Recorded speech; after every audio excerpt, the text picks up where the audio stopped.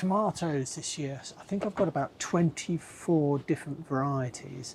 I'm growing them in these little individual containers this year with a label, and then once they've got so big, I shall move them on to a slightly bigger pot, and then they can go out here in the polytunnel. I think my last frost date's around April 10th down here in Cornwall. Yeah, then they can go out into bigger pots and they'll do fine in the polytunnel. So yeah, I've got one tray here. You're going to be a bit surprised now. Another tray here, and then another tray here, all full. Now some of them I'm doing for my mum because she's got a lovely greenhouse, but I've chosen my best tomatoes, like Alice's Dream Lucid Gems. I'm sowing some for her, but most of these are my tomatoes, chilies and aubergines. I'll also use one of these lids. This just keeps the moisture in. You can open the vent at the top and this will go on, and then they'll real romp away, and this keeps them nice and warm and keeps the composts from drying out too quickly. So that's how I'm sowing them this year. Yeah, all into these individual trays, big holes in the bottom so I can poke them out when it comes to it. Put a complete list on my website, veggieplot.uk, if you're interested. All the seeds I'm growing this year and where I got them from if you want to get some.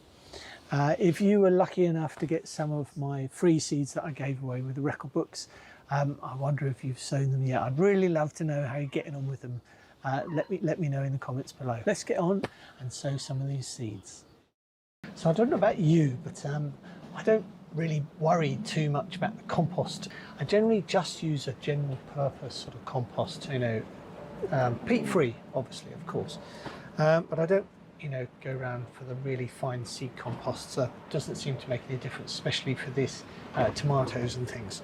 So this is what I've got here this year. This is just a standard sort of general purpose compost I've got from the garden centre, or even I think local supermarket had some stuff outside. So that's what I'm using this year. What I've decided to do slightly differently though is to sieve it through. Now I don't have a sieve, so what I'm using is this sort of basket and a tray.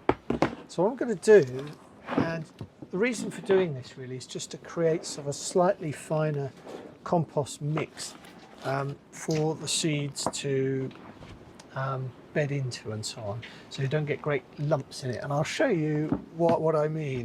If I just put this basket in this tray, hold it down slightly above and give it a shimmy, we'll shimmy it and shimmy it and shimmy it, and I'll show you what is left if you do this. And if you imagine these great big lumps left and used for putting your seeds in, your little tiny seeds, you'll see that it could become a problem. So here we are. This is what we get left over, these great big lumps. Now this is okay sort of in a flower bed or something like that, but actually what is quite nice is to get a slightly finer compost, and this is, you can see it's been sieved and it's just much sort of finer, smaller bits of compost. So yeah, that's what I'm doing this year. So I haven't always bothered with that, but say composts are changing, aren't they? Now that we're going peat free, they tend to have a lot of wood and a lot of sticks in, and so I think it's quite good to yeah, sieve through your general purpose composts and use what you've sieved for your seeds. Oh, there's one other thing I wanted to show you, and that is when I've done the sieving through, I'll make sure that this compost is quite moist to start with, because you don't want to sow into really dry compost. And I'll show you some down here which is dried out in the polytunnel a bit. Yeah, you can see the lovely sort of tilth this has got, and it slightly sticks together, so it's got some moisture in it. But this that's been down in this bin for a while, well, the top layer of it as well, you can see is very fluffy, and this has got more of a coir base to it, I think. But yeah, it's beginning to dry out, and so you would want to make sure, if you're a beginner, that you water this before you put your seeds in. And the reason for that is that if it's very dry, compost can actually repel water and it can just sort of run off. And also when you sow your seeds and then you water it, it can cause the seeds to float to the surface. So it's much better if you start with like quite a damp compost rather than something that's begun to dry out, so I would water that first before using it. And it's like this in these buckets. This is sort of really bone dry, so that would be no good. Right, let's get on and sow some of these lovely tomato seeds into this lovely compost. So these are a few of the tomatoes I'm growing this year, all purchased. These are all new to me. I've got P20 Beauty King. These are from Niall at nrtomatoseed.com. Looking forward to growing them. They look really tasty. I've got Ozark Sunrise. I grew this last year, but I'm going to grow that again because that was one of my favourites.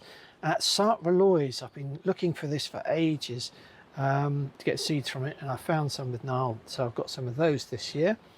And then Lance over at Tomato Revolution .co.uk, he sells some really good tomatoes, and we've got this Cuban salami. This is actually a Russian tomato, not Cuban, but supposed to have really good flavours and an interesting shape, amazing colours on that too.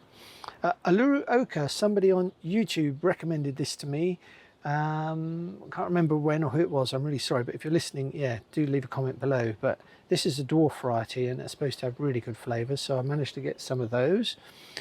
Tiger, we've got this again from Lance, and this looks really good. This has great reviews all over YouTube and Instagram, so I'm really looking forward to trying that one.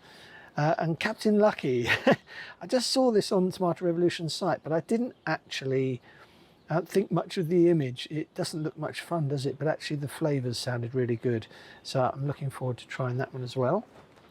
And then I've got 3 varieties here from Lucy at She Goes Veg. Sun Gold Select, and I'm hoping this is more of an heirloom heritage variety, basically, that I'm hoping will replace my favourite F1 variety, which are these, which are honeycomb. These are exquisite, these tomatoes, really, really delicious. But they're an F1 and I'm trying to get away from F1, so I'm hoping that Sun Gold Select can do that for me. I've got another one here which is Cherry Falls. I think this is an F1. But yeah, this is like a small pot cherry variety, so I'm looking forward to growing that. I'm going to grow through those for my mum.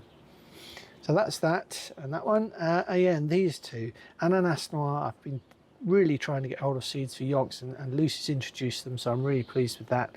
Look at the colours on that, it looks extraordinary. I think it's one of her favourites too. And Black Russian, this beautiful dark red colour, so I'm looking forward to trying that one. Okay, right, let's get on and sow some seeds.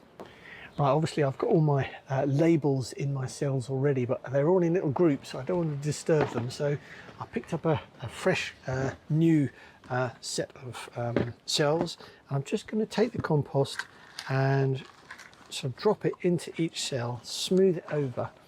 It's quite straightforward. This is really for beginners, obviously, and then just tap it down. So you just want the compost just to settle a bit in the trays.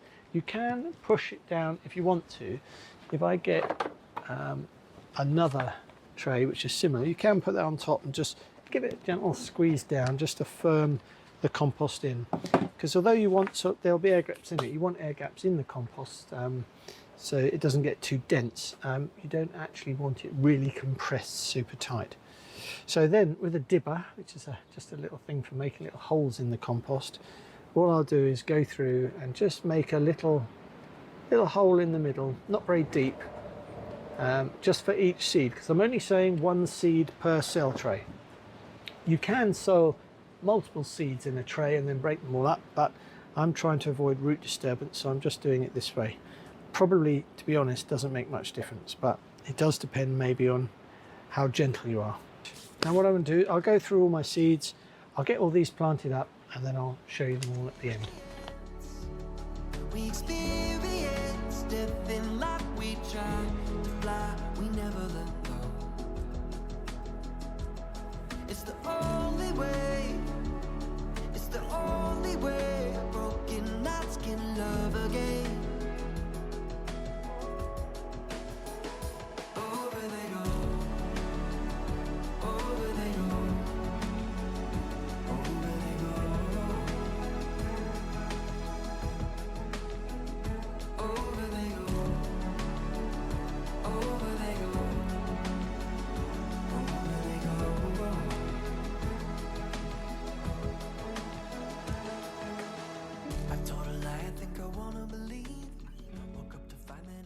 that's this tray done, which is nice. All I did in the end, actually, rather than just sowing one seed, I thought I'll hedge my bets a bit, and I put 2 seeds into each tray. So basically, when 2 come up, I'll just take out the weaker one. And then all I'll do now is take one of these covers, pop that on top, and that's then done. And these now will go inside, indoors, on the heat mat next to the radiator, and as soon as they start germinating, so you have to keep an eye on them, they go straight onto the south-facing windowsill, and hopefully they'll do fine. Right, I mean, I sowed my seeds last year for my tomatoes on the 19th of March. Everything was fine, so I'm a little bit earlier this year, just trying to push the boundaries a bit. I know a lot of you have already sown them, and that's great if you've got grow lights and things and stuff, but I haven't, so just need the natural light. So that's that. I'm going to get on and do the others, and yeah, wish me luck.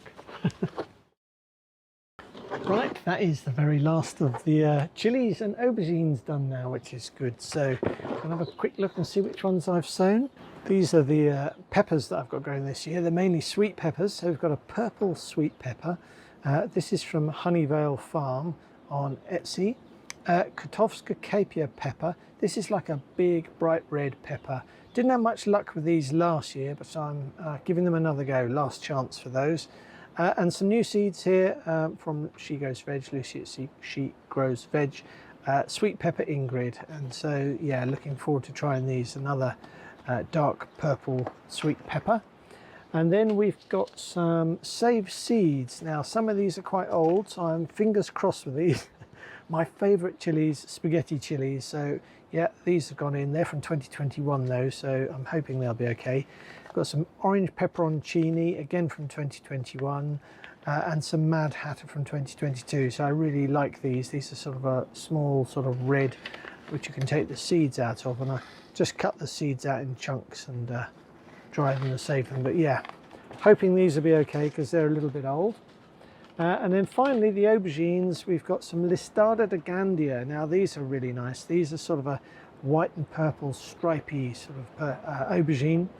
I've seen some fantastic ones of these grown on Instagram, so I'm looking forward to growing them.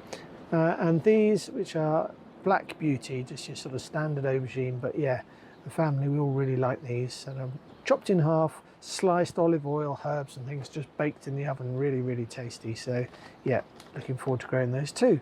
Just get the last lid on these. That's all the tomatoes, aubergines and chilies done.